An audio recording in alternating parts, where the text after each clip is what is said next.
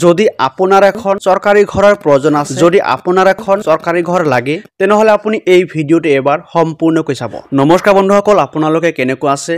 নিশ্চয় ভালে আছে। বন্ধুসকল, অসমত বৰ্তমান সময়লৈকে লাখ লাখ মানুহে চৰকাৰী ঘৰ লাভ কৰিছে, কিন্তু এতিয়াও বহু মানুহে এই চৰকাৰী ঘৰৰ পৰা বাদ পৰিছে। যিসকলৰ এখন চৰকাৰী ঘৰৰ প্ৰয়োজন আছে, যিসকলৰ এখন চৰকাৰী ঘৰ লাগে, থাকিবলৈ এখন ঘৰ নাই, অতিকৈ দুখীয়া মানুহ, তাৰ পিছতো তেওঁলোকে এই চৰকাৰী ঘৰৰ পৰা বাদ পৰিছে। চ' বন্ধুসকল, এই দুখীয়া মানুহখিনিক, যিসকলৰ এখন থাকিবলৈ ঘৰ নাই বা যিসকলৰ এখন চৰকাৰী ঘৰ লাগে, তেওঁলোকক এখন চৰকাৰী ঘৰ দিয়াৰ বাবে অসম চৰকাৰে এটা সিদ্ধান্ত লৈছে। চ' তেওঁলোকক জিঅ' টেগিঙৰ সহায়ত এখন চৰকাৰী ঘৰ দিয়া হ'ব। যদি আপুনি এখন চৰকাৰী ঘৰ ল'ব বিচাৰিছে, তেনেহলে কিন্তু প্ৰথমত আপোনাৰ ঘৰখন জিঅ' টেগিং কৰিব লাগিব। যদি আপুনি জিঅ' টেগ কৰে, তেতিয়াহে আপুনি এখন চৰকাৰী ঘৰ পাব। চ' বন্ধুসকল, আপোনালোকে সকলোৱে গম পায়, বৰ্তমান সময়ত অসমত চৰকাৰী ঘৰৰ আবেদন চলি আছে বা জিঅ' টেগিং চলি আছে। চ' প্ৰথম অৱস্থাত এই চৰকাৰী ঘৰৰ জিঅ' টেগৰ কামবোৰ পঞ্চায়তৰ প্ৰতিনিধিসকলে কৰিছিল, কিন্তু আমাৰ গাঁৱত যিবোৰ দুখীয়া মানুহ আছে, যিসকলৰ এখন থাকিবলৈ ঘৰ নাই, তেওঁলোকে যদি এই পঞ্চায়তৰ প্ৰতিনিধিসকলৰ ওচৰত যায়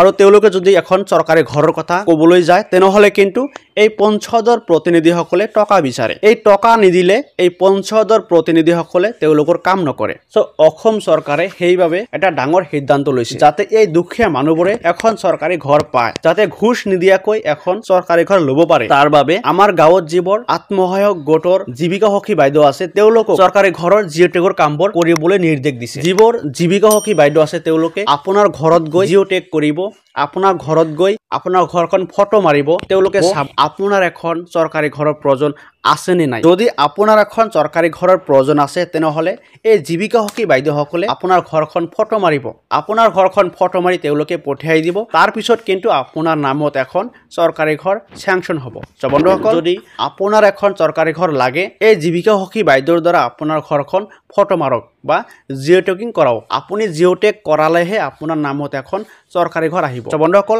আজিৰ ভিডিঅ'ত ইমানেই আছিল। ধন্যবাদ।